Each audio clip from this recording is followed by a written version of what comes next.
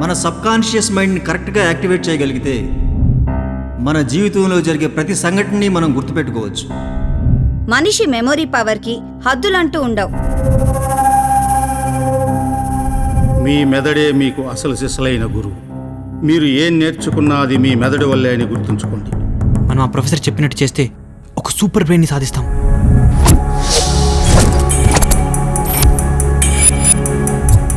అన్ని రహస్యాలను నిక్షిప్తం చేసిన మహాద్భుత గ్రంథం. ఇది చాలా కష్టంగా ఉంది ప్రొఫెసర్.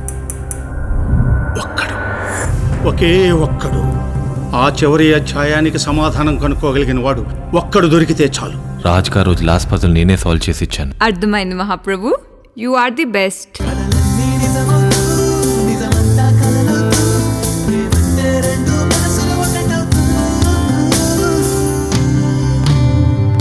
సీఎం గారు మీ ప్రోగ్రాం చూశాక మిమ్మల్ని కలిసి అవకాశం ఇవ్వమని మరీ అడిగారు.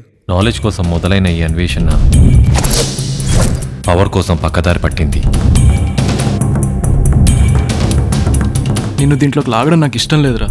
ఈ ప్రపంచాన్ని జయించబోయే ఒక మహాశక్తిలో నువ్వు భాగంగా ఉంటావా?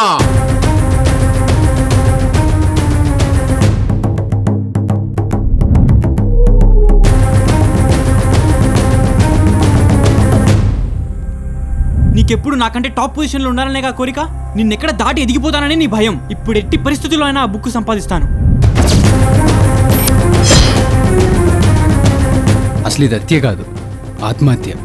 సీఎం గారు చనిపోవటానికి కొద్ది రోజుల క్రితం మిమ్మల్ని కలిశారట కదా? సూసైడ్ అని కేసు క్లోజ్ చేసాం. ఏం జరుగుతోంది అరవింద్?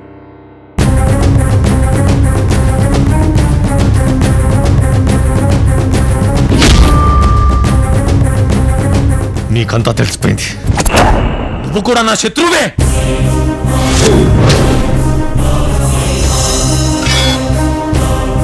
ఇదంతా ఆ పుస్తకమే చేస్తుంది.